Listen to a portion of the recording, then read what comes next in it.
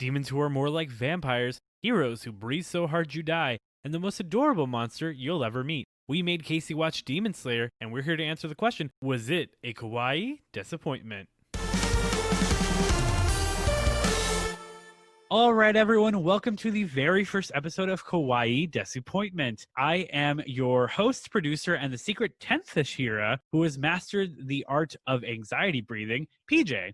And I am an annoying crybaby that wears Doritos on my jacket, Skylar. And with us, as always, is our lovely, lovely friend. I'm Sarah Michelle Gellar's weirder-looking brother, Scruffy the Demon Slayer. I love that. I love that right off the bat.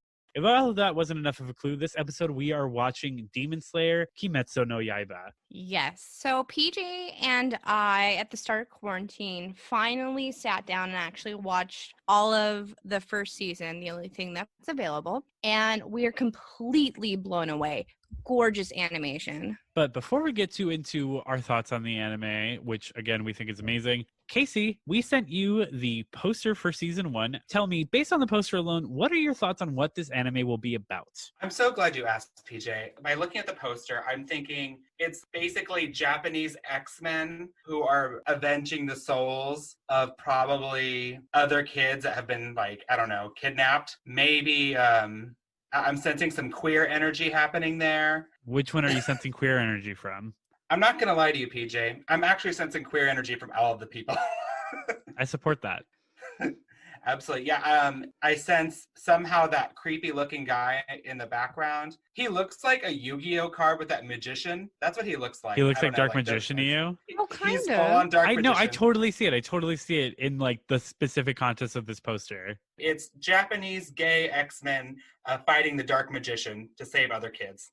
What a pitch. If that isn't an anime, we should make it. So let's kind of go through the subjects. We see girl. What do you think her role is? Who is she? Give these characters personalities, Casey. So that girl, you could even give her a name. You know what's funny? The first name that came to my mind was a name of another anime character. I was like, oh, that's Renge. I was like, nope, that's Oran Host Club. That's wrong. That'd be wrong. So I feel like her name is Sarah, but like she spells it with an H at the end. Ugh, the worst kind of Sarah. You know what I mean? When you like send her something, I'm like, hey, Sarah, I'm sending you this or whatever. She's like, actually, I noticed you did not put an H at the end of my name. I just have to let you know that because it's part of my personality. I feel like she does a lot of scrapbooking. Basically, that's like her power as part of the Japanese queer X-Men is that she will take all of your old photos and then do a really like tacky job with it, and then you cry about it. That's what she does. Tell me what you think about this guy with a boar's head mask. That, you know what's funny? I'm getting full American Horror Story Coven from that. Like, do you remember that? Yeah, like full on that. Like he escaped Marie Laveau or what? Not Marie Laveau. Who was it? It was Kathy Bates. I don't know what her name is. He escaped Kathy Bates. I think it's Lalaurie Marie. Wow. Is this an American Horror Story podcast? I'm just kidding.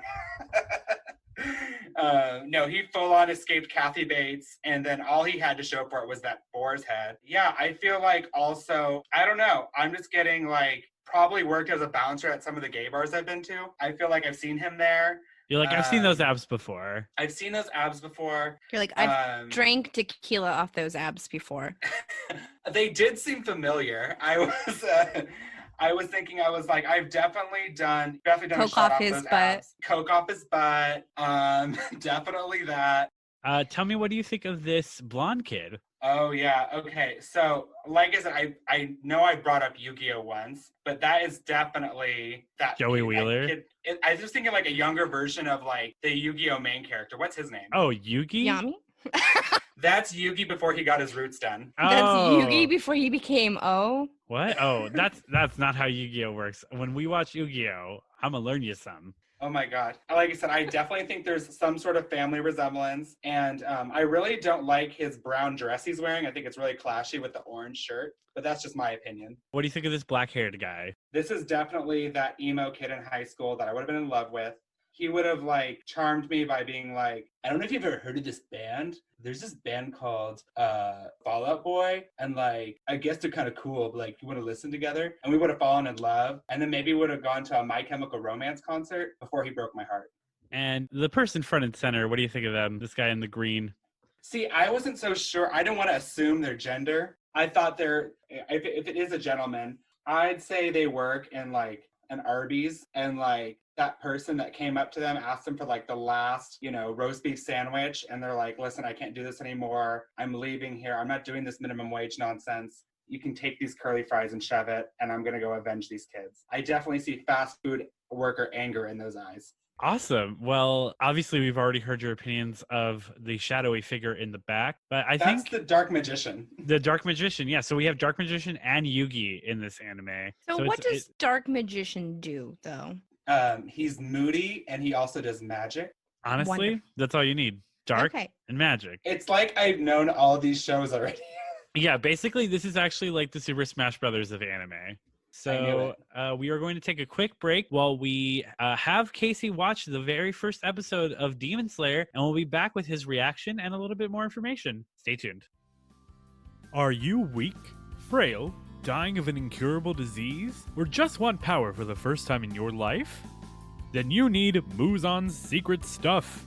Muzan's Secret Stuff's patent-pending recipe will make you stronger, increase healing, make you immortal, and even give you magical abilities. Simply have Muzan or one of his many followers directly inject their blood into your body, and you'll be running faster, jumping higher, and living life to the fullest. Warning, Muzan's Secret Stuff may also cause pale skin, sudden change in appearance, insatiable bloodlust, allergies to both sunlight and wisteria, and a loss of all memories that tie you to your humanity. If you experience any or all of these symptoms and would like them fixed, please speak to name Muzan, and we promise nothing bad will happen to you. Don't ask your doctor if Muzan's Secret Stuff is right for you. Just do it. And we're back. So we have just watched episode 1 called Cruelty of Demon Slayer. Casey, but without getting into too much detail, what did you think? I loved it. I was always certain that if I ever went out in nature that I would be killed by a man-eating demon. So this only perpetuates my own beliefs. I do love that. Also, without going into too much detail, like, I don't know. I'm thinking like, will my sister become a demon? Will I have to watch her get beheaded? So I'll start off with a little bit of background on Demon Slayer of itself. Demon Slayer is based on a manga written by Koyoharu Gotoge, and the anime is directed by Haruo Sotozaki. Started airing in Japan in April 2019 and has been going on strong, and we will be getting a sequel film to the first season in the form of Mugen Train, which will be coming out later this year. Which I'm very excited about. So let's start going just through the episode. So we start our episode where we meet a protagonist who we later learn is named Tanjiro Kamado, who Casey did not give a name to. You're right, but I feel like I know you said it's a man, but I feel like it's a lesbian named Gretchen. Yes, so Tanjiro, alternatively named Gretchen, was a young boy who we learn has a gifted sense of smell, and we see him interacting with his family, who all just love the heck out of him. We meet his siblings, his mom, and we also meet his sister Nezuko, who Casey named Sarah.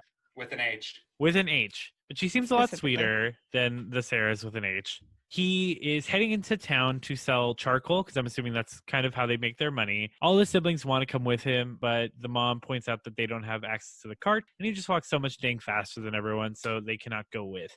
Which sucks, because they would probably still be alive. Maybe, maybe not. At least someone would have died. Someone would have stayed behind. The tragedy would have persisted. So his family is clearly struggling financially since the death of their father, which we learned about from Nezuko. But they are happy nonetheless. Clearly, they all love each other very much. Tanjiro heads out into town to start selling charcoal, and everyone in town also loves Tanjiro.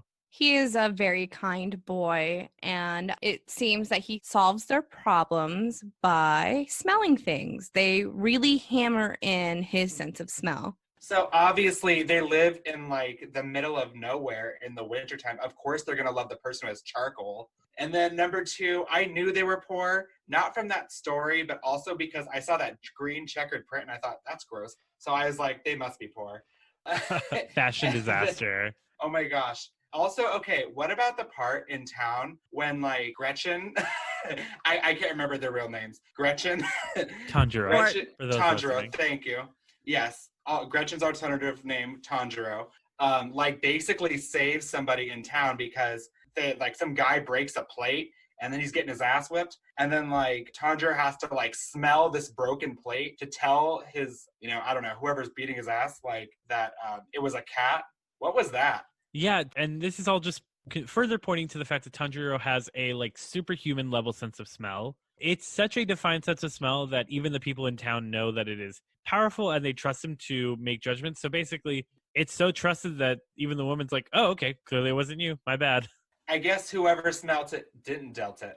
Yeah, whoever smelt it just solves problems. So Tanjiro, yeah, just helps out people in town either by selling them charcoal, apparently even just helping fix someone's store. Like, he's just a great guy. He does a lot of great things and has a great sniffer on him. And he's there all day selling charcoal. He actually sells out, which is exactly what he wanted so that he could afford to buy extra stuff for his family for New Year's. And as he's heading home, this older man on the outskirts of the village, Saburo, offers for Tanjiro to stay with him for the night because it is getting really dark. Tanjiro is a little apprehensive just because he wants to get home, but Saburo correctly points out the demons are going to be out soon and that it would be best if Tanjiro just stayed with him. Foreshadowing. Absolutely. Did it also I thought was really interesting. It's like I'm a little apprehensive of basically spending the night with this old man, but you know what? What the hell? And then let me stay with him and let him tell me stories about man-eating demons before I try to go home.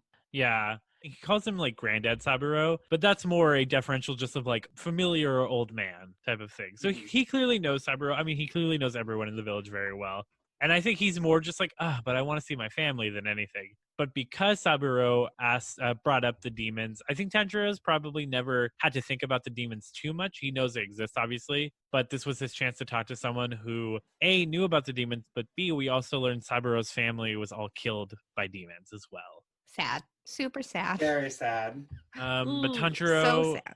Tanjiro learns about the demons, and in the morning, he heads home, and halfway there, he smells blood, which he knows is not a good sign. I mean, anyone would know it's not a good sign, but specifically in this world, he knows that means there was probably some sort of gruesome attack. And he heads home, and we get such a gut punch of a scene where he just immediately finds Nezuko seemingly dead, covered in blood, holding his little brother. And he looks inside the house and he sees his entire family just brutally murdered. Oh, and I would the anime does such a great job just with the sound effects, like focusing on his face and just like the pulsating like effects in the background, and like they do such a good job depicting his agony and like complete shock when he first sees them. Right, absolutely. That's how I felt too. It was amazing. I did think of it on like a creative aspect, like the way they captured the scene was such a gut punch. And then like with I think it was like the youngest brother. I can't remember what the youngest brother's name was, but like with his like open eyes, like right when she opens the door and walks through, and you see his like open eye. That got me. I was like, oh my god, it was wild, y'all. Yeah, no, it was super rough. And as Tanjiro is taking the scene in, he realizes that Nezuko is warm to the touch, so he realizes she's still alive and he can try to save her. So he hikes her up on his back and starts sprinting into town. Halfway to town, though, she starts transforming into a demon. You know, it's funny because that's like when you first watch the beginning of the episode, that's the first thing you see is that scene where he's carrying her. Yeah. And because I took notes for this and I'm professional, the first line I wrote was, "Look at Shardy carry that big through the snow." Oh my god. Well, that's okay, because when he fell off the cliff, I wrote, "Oops, a cliff." So yeah, as soon as she turns into a demon and starts struggling, he loses his footing and immediately just falls off a cliff. Like, not just stumbles to the ground, just straight up off a cliff. Luckily, it's been fresh snow for a while, so it is very soft, very pillowy down there. It doesn't take a ton of falling damage. If it works for Olaf, it'll work for her. And as he slowly opens his eyes, he sees Nezuko, and he gets a little excited, being like, oh my god, Nezuko, are you okay? Before he clearly sees that she is full-on demon. She attacks him, and design-wise, like when you just see like the veins popping up in her face and the fangs and everything, what did you think about that? I was like, so is it like a demon? Is it like a vampire? Like, what's happening here? I feel like the demons in this series are more vampire style. They do have very vampire qualities. I will agree with that.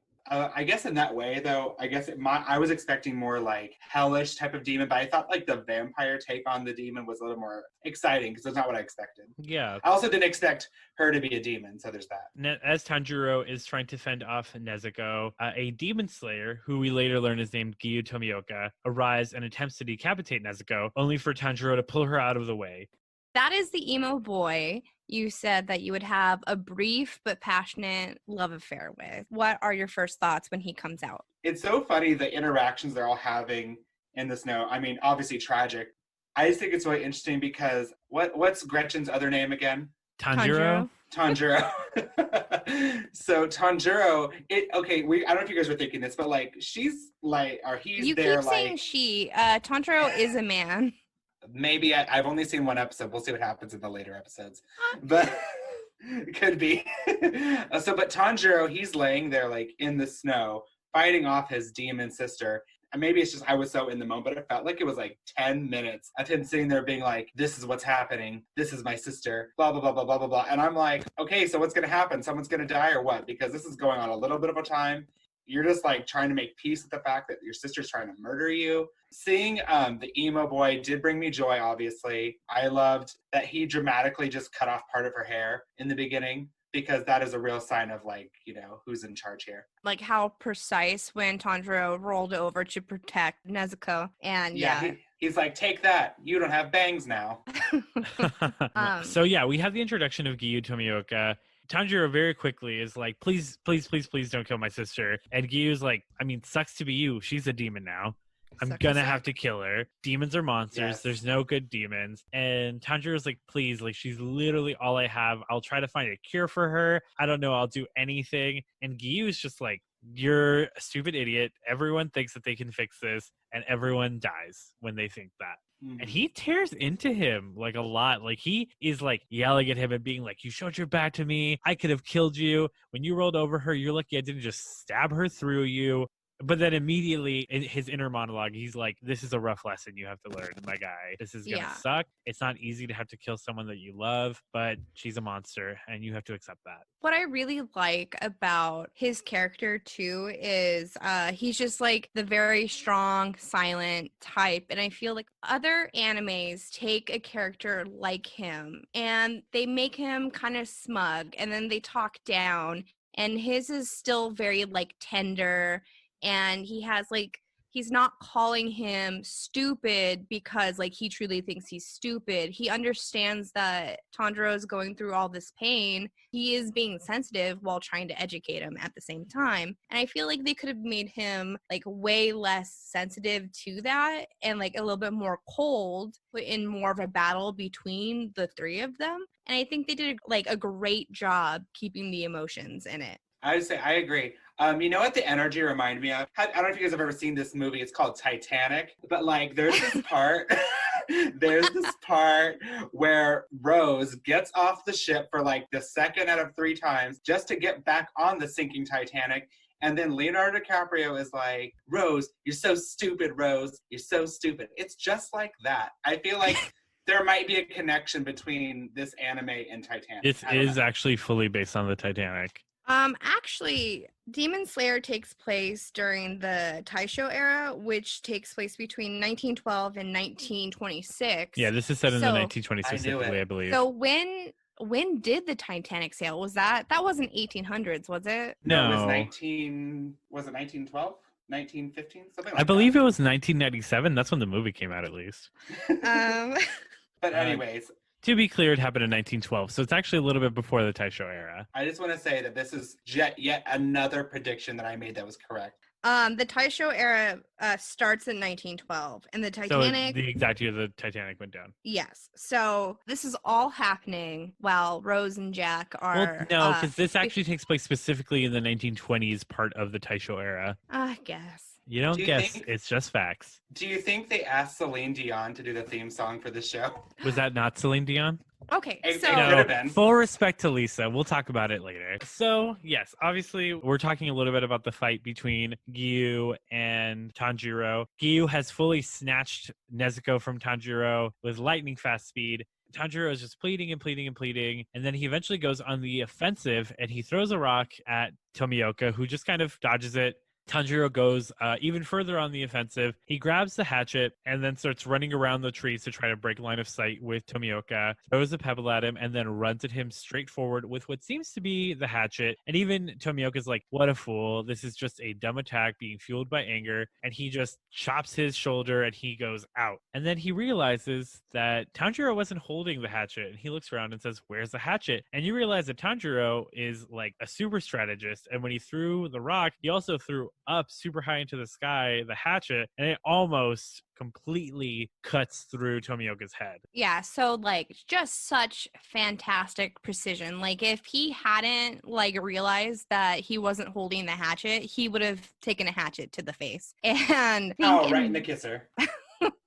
in that moment, he's just like so much in awe. And I think that's kind of what also helps him to make the decision of who to go find. What did you think of that little strategy scene, Casey? I loved it. You know, I knew that wearing that green checkered print was all strategy. It was all part of his distraction. Mm-hmm. It was all also, I wonder if like, I know it's getting really popular to go to like axe throwing now. And I wonder if like, that's what they teach you. And that's why people go to that stupid activity. I don't think any of them are that smart. I don't think so either. But but I loved it though. As Tanjiro lays there unconscious, you see Nezuko in her demon form start looking weirdly emotional as you can look in that demonic state. She breaks free of Tomioka's grasp and Tomioka freaks out and he's like, oh, NANI? I've let her go and she's about to try to kill this boy. And she surprises him and gets in a defensive stance in front of him to protect Tanjiro from Tomioka. You see Tomioka's eyes go wide in shock. What did you think of that? Were you expecting that? No, definitely not. I did like that he like solved the issue by putting basically a dog muzzle on her, which I thought was a bold choice. Yeah, so as soon as he realizes like, wait a minute, this is different. Demons literally will eat anybody, whether they're family, friends, whatever. You find out a little bit of demon lore here, which is that they use blood to heal themselves, so that's why they're feasting on blood all the time. So yes, very vampire-like. And to gain energy And to gain stuff. energy, yeah. And he basically paints demons as just like insatiable beasts that will eat anything to just gain power. And it doesn't do Nezuko any good for her to protect her brother. So her showing humanity, he's like totally shocked. Yeah, and she runs to attack him to protect Tanjiro, and he, like, without any effort, just chops her on the neck too, and she goes cold. And then we go black and reawaken with a very sad scene of Tanjiro unconscious with all of his dead family around him, just looking so sad. And his mother goes down and says, I'm so sorry. Please watch over Nezuko for me. And I was, like, ready to cry. Yes. For this part, I just wrote ghosts with 5 O's. And so sad. It was giving me Rise of Skywalker realness. Oh, like Force ghosts and stuff. So yeah, and like then Tanjiro wakes Mm-hmm. up and an old woman comes by and says, what's your name? And he says, Tanjiro Star Wars. I was gonna say Tanjiro Demon Slayer. I love that. They should have.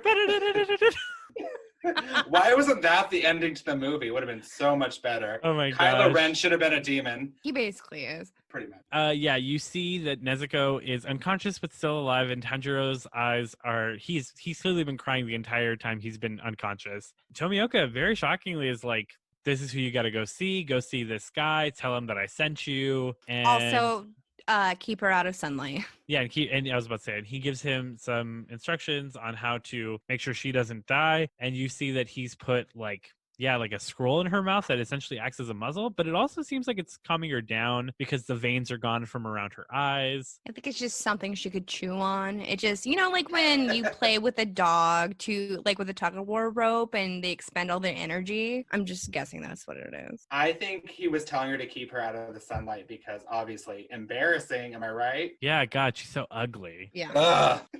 So Tomioka takes his leave and they head back to their family home, Tanjiro and Nezuko, and they bury their family. I'm assuming Tanjiro does most of the work there. Mm-hmm. And then we see them walk off into the distance, never to see their home again. Casey, what did you think of the end of the episode? Well, I was sad that they had to leave their home, but I guess I was thinking like, they just had to leave their whole home. But I guess you probably don't want to go back to, the site of a massacre, your family's massacre. So yeah, it's kind of hard to be like, all right, let's live here now. But also, I mean, Tanjiro did make it clear he wants to go try to find a cure for demonism, I guess. He wants to return Nezuko back into a human. But He's trying to use the power of Christ to compel her. yes, he's gonna go find a Christian preacher to, exercise her.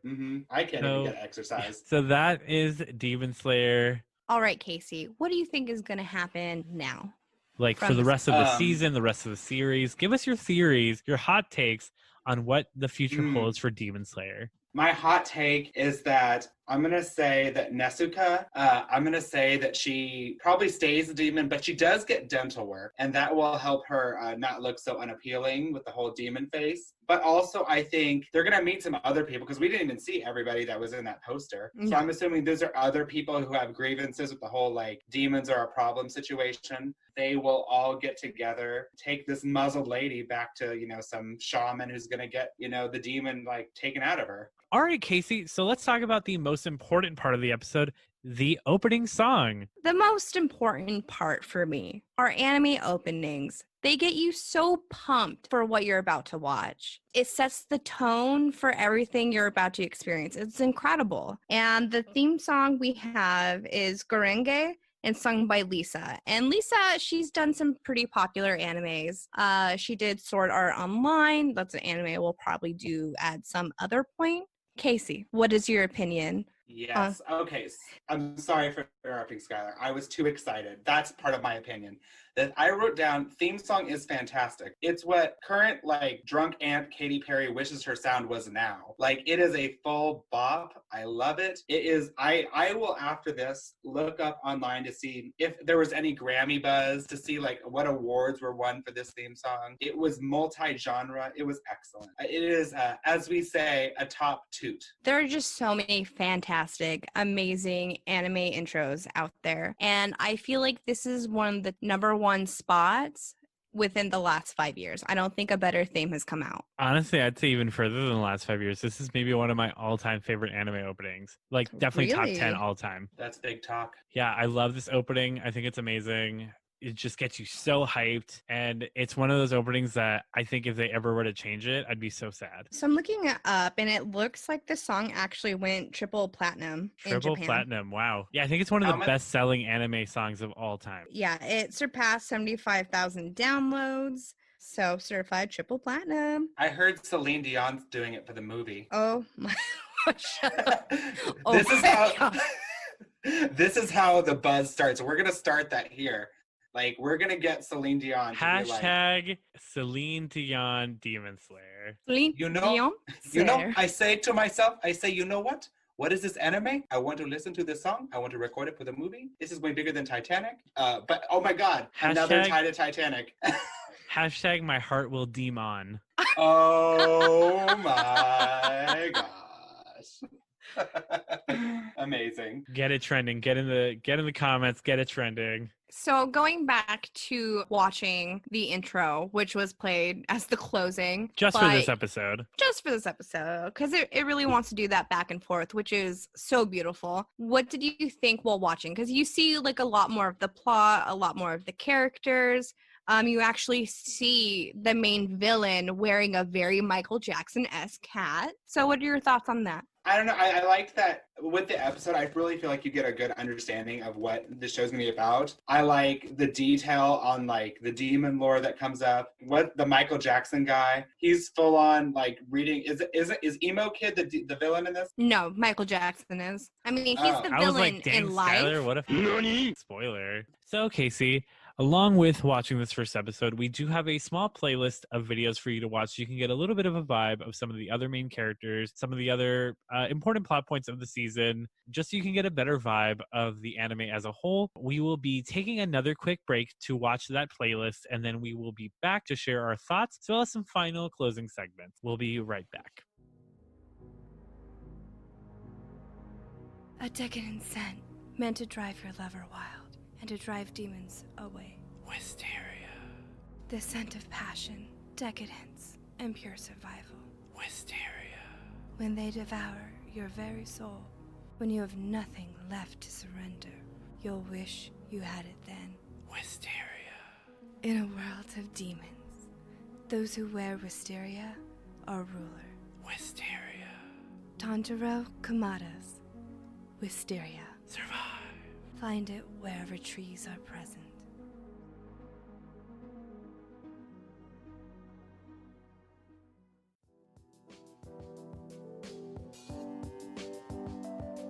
Konnichiwa, my fellow weebs. I just wanted to take this time to thank you all for listening to the first episode of Kawaii Desuppointment. We really hope you're enjoying it. We had some technical difficulties while recording this episode, which led to some audio quality issues, but we're hoping to correct them and get you the best quality product we can next week. We appreciate you bearing with us though. If you feel so inclined, we'd really appreciate it if you followed us on social media. Follow us on Twitter at Kawaii Desupod, find us on Facebook by searching Kawaii Desuppointment Podcast, or go to our website, kawaii-disappointment.pinecast.co for links to those socials as well as all of our episodes. Please spread the word about us. We can be found on all of your favorite podcatchers from Spotify to Pocket Casts, but if you can't find us wherever you usually listen, let us know and we'll try to get that fixed.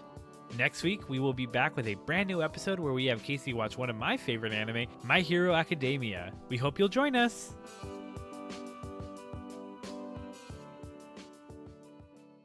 All right, we're back from our last break. We had Casey watch a playlist of videos to give him a lot more context to the Demon Slayer world and the rest of the information of the season, which you can find a link to that same playlist in the description down below. Casey, what did you think of all that extra content? It was magical. You know what? Like, I think my expectation of like what a demon is and what they can do has like vastly changed. Also, there's like weird competitive energy between all the demon slayers. Sometimes some of them cry, some of them are hot, some of them, just try to protect their own like demon sisters. I don't know. It's interesting. I think there's a lot of really special storylines that they can go forward and like in the future of the show with. I don't know. I really enjoyed like what I learned about the show so far though. It was fantastic. Yeah, you know, it's interesting. I'd actually say that your original guess based on the poster, while ridiculous, was a lot more accurate to the show than your guess after watching the first episode. Yeah, I completely agree.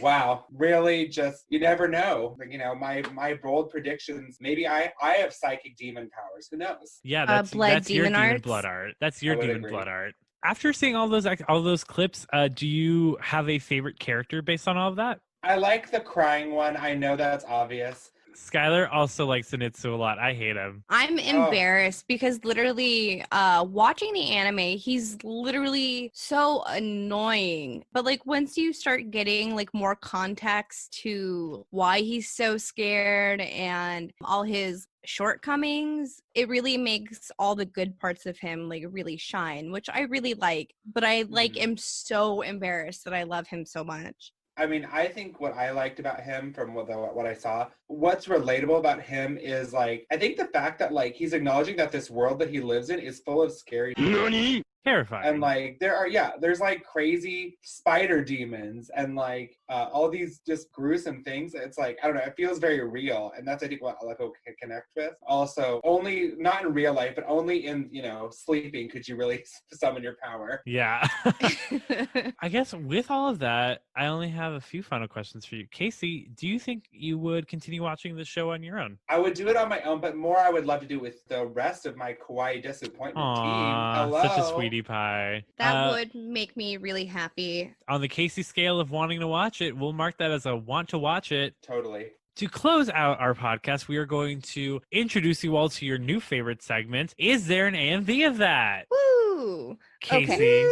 So AMVs hold a very special place in my heart. Casey, do you know what AMVs are? I was thinking like, are they talking about AFV, which is America's Funniest Home Videos? See, you gotta introduce it. Casey, an AMV is an anime music video where someone edits the video content of a anime to a song to make an anime music video. Oh my god. AMVs are important to me because I spent way too much time creating AMVs in high school. That was my number one hobby. Outside of watching anime and reading manga, it was making AMVs. And in honor of that hobby, Casey, we want to ask you a question that you're not prepared for, but I think will make it even better. Think of a artist and one of their more popular songs. Okay. And you want me to share like what I think would like match? No. Just anything. Okay. Think of anything. Okay. I got one. The artist I'm thinking of is Michelle Branch, and the song I'm thinking of is Everywhere. So for this segment, we take the artist and song that Casey lists, and we try to find if there's an AMV for that song to the anime we have seen today. So we will first see if there is a Michelle Branch Everywhere Demon Slayer AMV, which I'm going to preemptively say there isn't, but I'll double check. And no, there is no Michelle Branch Everywhere AMV, but that does not mean there is not an AMV to this song. So we will now do our second layer of research, see if there is any Michelle Branch Everywhere AMVs, and we find quite a few right off the bat. I found 3 Cardcaptor Sakura AMVs to Everywhere and 1 Naruto AMV to Everywhere. Make that 3 Naruto AMVs to Everywhere. I bet if you typed in Sailor Moon, you would also get like 6. So many options. So the way that we scale these is a 3-pointer is when we find the artist, song, and anime together. That gets 3 points. But if we just find 2 of the 3, which here we found the artist and the song, that is a 2-pointer. So Michelle Branch is Everywhere gets 2 points on the AMV scale. Oh, good for Michelle Branch. She's so big in the anime community. Honestly, what an iconic anime queen. And to me, she's everywhere. Yes. Oh, absolutely. A song, Casey, no matter what anime we watch, you will always be able to find an AMV to Bring Me to Life by Evanescence. Well, yeah, absolutely. Oh, well, that could everyone be dies in the our secret 4th point. Is there a Bring Me to Life AMV? Spoiler alert, there's 3. I watched all 3 of them today. And also, Skylar made all 3 of those AMVs. And we have our ruling. There are 3 Demon Slayer Bring Me to Life. Actually, make that 5 Demon Slayer Bring Me to Life AMVs. So I only watched 3. So that is our secret 4th point that the anime gets on its own. So that is a 3-pointer on the AMV scale. Yay. With that, we are excited that you joined us. We hope you join us again next week when we once again watch a new anime.